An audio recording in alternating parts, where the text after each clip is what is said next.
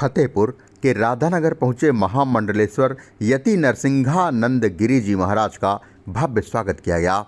श्री पंचदश नाम जूना अखाड़ा डासना देवी मठ गाजियाबाद से कुंभ नगरी प्रयागराज में कुंभ स्नान के बाद कानपुर और फिर फतेहपुर पहुंचे, जहां समाजसेवी सुरेश चंद्र शिवहरे के नेतृत्व में उनका माल्यार्पण कर प्रतीक चिन्ह देकर जोरदार स्वागत किया गया।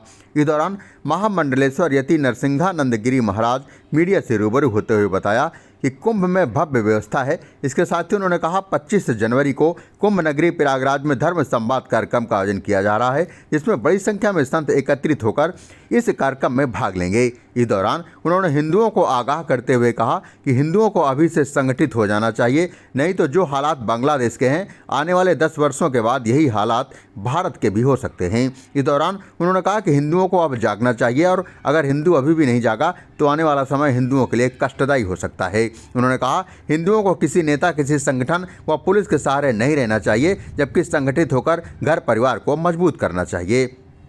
इस अवसर पर रजत शिवहरे, अंकित शिवहरे, शिवम शिवहरे, राजेश शिवहरे, प्रियम शिवहरे, बिंदा प्रसाद, विजय शंकर, निखिल श्रीवास्तव, विष्णु पांडे, भोला द्विवेदी, आदित्य दुबे, वेद प्रकाश गुप्ता, राजन सिंह, सुजीत सिंह, उदित कुमार शिवहरे, मोहित त्रिवेदी, हिमांशु गुप्ता, अभिषेक कश्यप, ओम प्रकाश यादव, दीपू शिवहरे, हिमांशु सप्ता सहित तमाम लोग मौजूद रहे।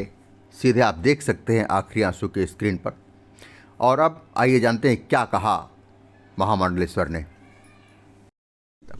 देखिए, मेरा नाम है यति नरसिंहानंद गिरी।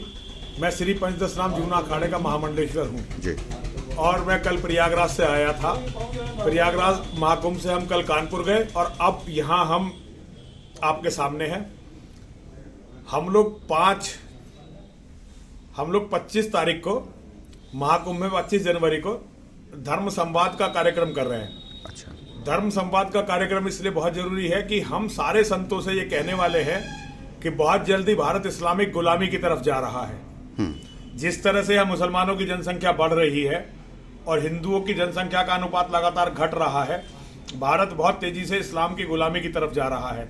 अब संतों को सोचना चाहिए कि हम इससे बचेंगे कैसे।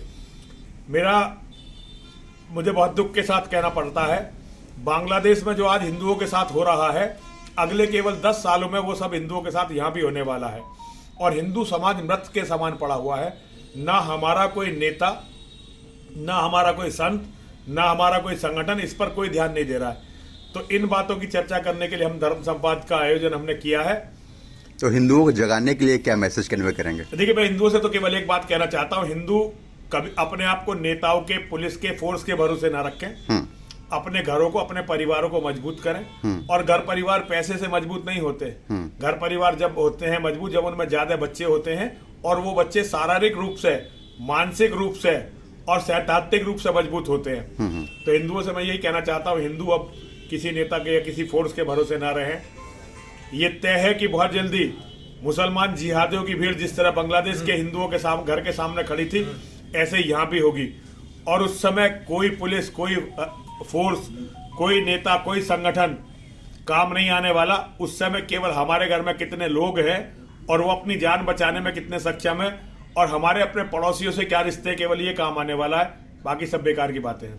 कुंभ की व्यवस्था कैसी है? कुंभ की व्यवस्था अच्छी है, अच्छी। कुंभ हमेशा दिव्य होता है, इस बार भी दिव्य है, कुंभ दिव्य है। चलिए, थैंक यू।